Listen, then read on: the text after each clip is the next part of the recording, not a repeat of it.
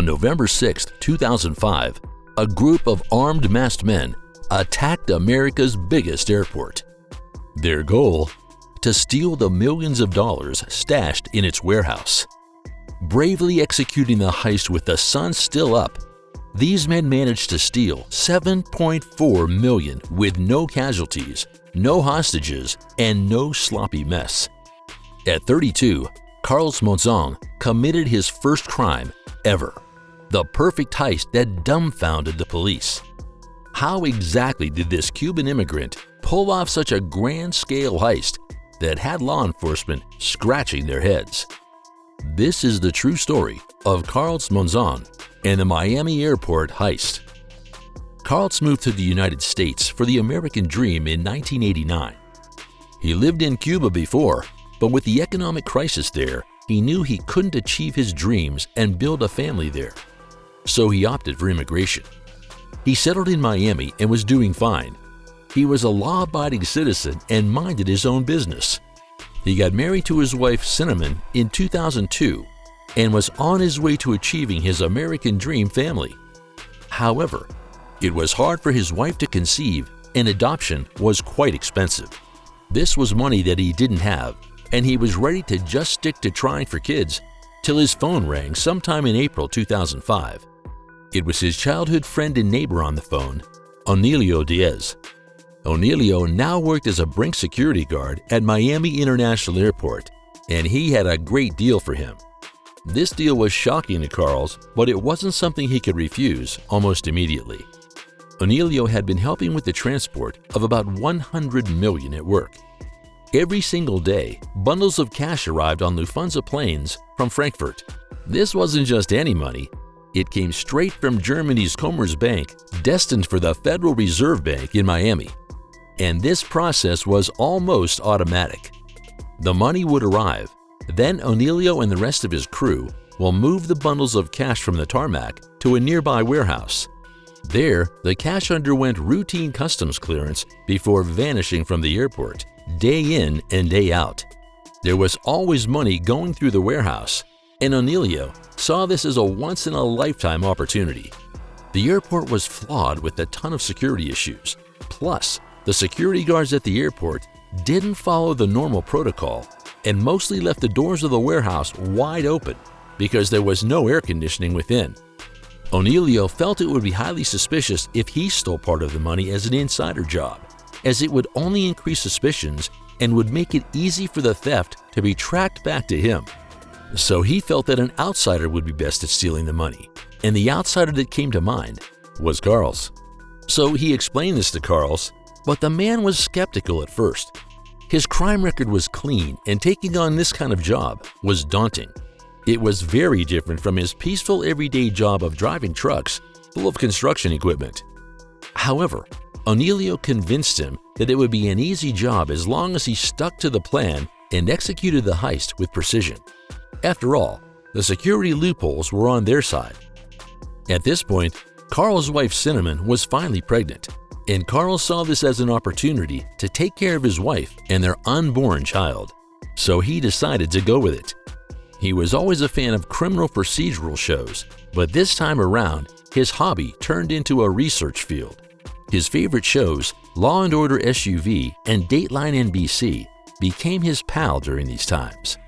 He had an American dream to build and couldn't afford to make any mistakes that would cost him his freedom. Therefore, he started planning extensively. On the pretext of looking for a job, he drove to the airport to confirm if what Onelio said was true. He then lodged at the Miami Hilton Hotel, which provided him with a clear view of the airport. So he began to scout and monitor any hindrances that could appear during the heist. But there was a problem. His south-facing room didn't provide him a view of the entrance of the warehouse. So he decided to lodge in the north-facing room, which was better. So for the next couple weeks, he spent time scouting the airport and its warehouse. Nothing could go wrong. At times he would lodge in the south-facing room, and at other times, the north-facing room. He made sure that the routine for unloading the money remained the same. He scanned the area for CCTV-free zones where they could hide the getaway vehicle during the operation. During his preparation, his wife delivered their baby girl, but she gave birth to a stillborn. This devastated Carl's and intensified his efforts to get his hands on that money so he could finally go through the adoption process. With the layout of the target complete, all that was left was to secure his team and getaway vehicles. In creating his team, he turned to family. He chose his uncle-in-law, Conrado Pinky Pereira, who had a history of crime but was on his path to turning his life around, his brother-in-law Jeffrey Boatwright, and a co-worker, Roberto Perez. Carl's planned that he and Conrado would be the ones in charge of carrying the money. His wife's brother Jeffrey would be behind the wheels of one of the getaway trucks, and Roberto would be on lookout duty in order to alert the team if anything went wrong. The last step was securing the getaway vehicles, and for that, Carl stole 2 Ford F-450s with the help of a friend in Jacksonville, Florida. The team got other essentials ready, such as masks, the guns, the outfits, and the gloves to be used for the operation. They couldn't afford to make a single mistake. It was November 6, 2005, and the team was ready to storm the airport's warehouse. But something happened that almost ruined months of preparation.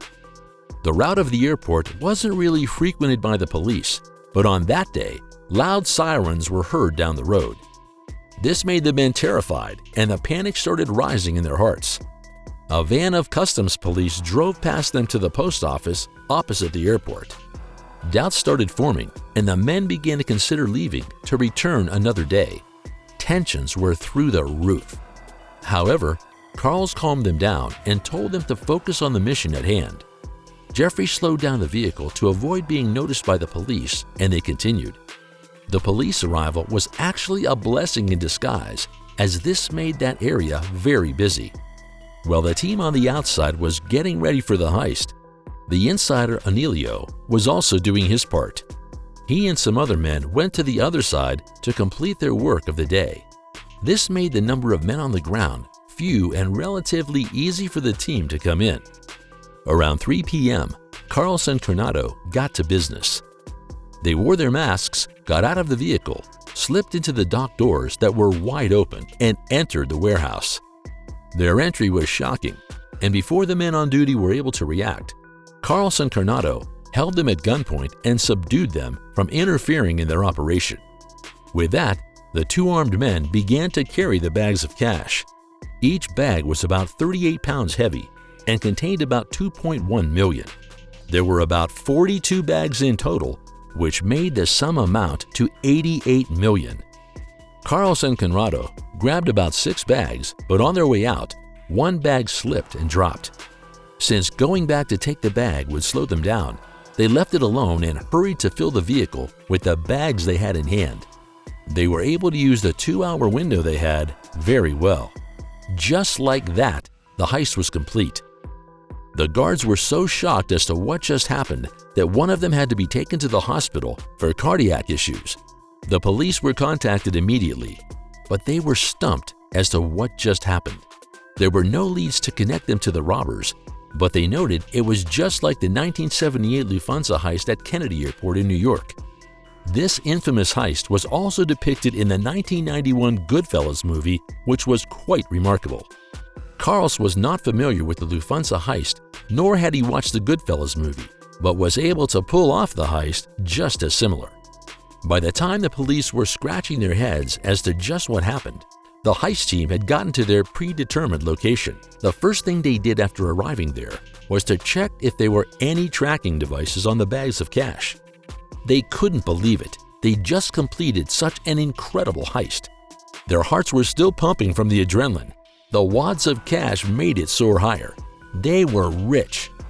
After getting over the feelings of the moment, they began to count and pack the money into plastic bags. In total, they had about 7.4 million. They split the money between themselves and gave Anelio his share as well. After the split, Carlos ended up with 1.6 million in his pocket. Afterwards, Carlos paid some guy handsomely to burn down the trucks. He knew that fingerprints could ruin what they just accomplished and wanted to clear the evidence ASAP. He was smart and didn't make the same mistakes as the robbers in the JFK heist. whose fingerprints in the van led to their arrest. With no luck at the police, they employed the services of the FBI to get the robbers. The FBI had no leads as well, and a case that started with just 1 or 2 agents ended up getting assigned over 100 agents. This made this case one of the most researched cases in the FBI. Tons of agents were on it.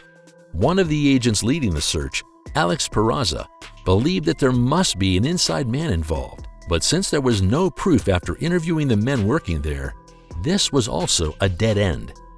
With no luck, the FBI offered a $150,000 reward as an incentive, and soon after this, they received a report from someone who had heard some of the members of the team brag about the heist. This instantly placed the 4 members of the team on the FBI's watch list. After tapping into Carl's phone, things finally began to make sense. Going back a couple of weeks, Carl's warned the team not to spend money in order not to raise suspicion. He advised that they should wait until the ground was clear. This warning sounded very similar to the warning in the Goodfellas movie. And just like in the movie, this warning went unheeded. Jeffrey, Carl's brother-in-law, who was struggling with a drug addiction, decided it was time to party and dose up on some drugs. He was always at clubs, spending money on women and buying expensive stuff. This was not the plan, and Carl's warned him to lay low, but this fell on deaf ears once more. Cinnamon was aware of the robbery by this time, but she told Carl's to go easy on her brother. However, this did not help matters as Jeffrey kept the same ways. So Carl's hired some men to kidnap Jeffrey in hopes that it would scare some sense into him, but it didn't. He did this a second time, but had no luck changing Jeffrey. He went back to the same club where he was kidnapped despite promising to leave Miami initially. The men Carl's hired saw this as an opportunity, so they kidnapped Jeffrey a third time without an order from Carl's. They then demanded a sum of $1 million as their ransom. Carl's didn't want to pay this, even though they threatened to kill Jeffrey, but Cinnamon convinced her husband to pay it. Therefore, Carl's bought an AK-47 and planned to end the kidnappers. But unknown to him, the FBI had been trailing him, and they arrested him before he met with the kidnappers. They then went to rescue Jeffrey alongside the SWAT team, the Miami-Dade police, and the ICE agents. 3 of the kidnappers pled guilty and got 7 years in prison, while the remaining 2 got 34 years in prison. Carl's knew the game was up, and there was no avoiding the consequences. So he cooperated with the authorities, and the other members of the heist team were arrested, with Conrado being the last to be apprehended as he was on the run for about 4 years. They all pleaded guilty to the charges against them. The inside man, Onelio, got 16 years in prison, but served 14 years. Cinnamon got 3 years for knowing about the robbery and not reporting it. Her brother Jeffrey got 17 years but served 11 years. He then died shortly after his release. Carl's co-worker Roberto got 6 years. Conrado got 11 years but served just 10 years. Carl's got 17 years but served just 9 because of his cooperation. He was finally released in 2016, and soon after he got out, he led the police to the remaining money that was stashed in his house, which was about $1.4 million. Meanwhile, the other members claimed that they had spent the remainder of their money. With one call, Carl's American dream was gone, as Cinnamon divorced him soon after she was released. He had no choice but to return to driving trucks, and the brief millionaire is now living with his girlfriend and her child.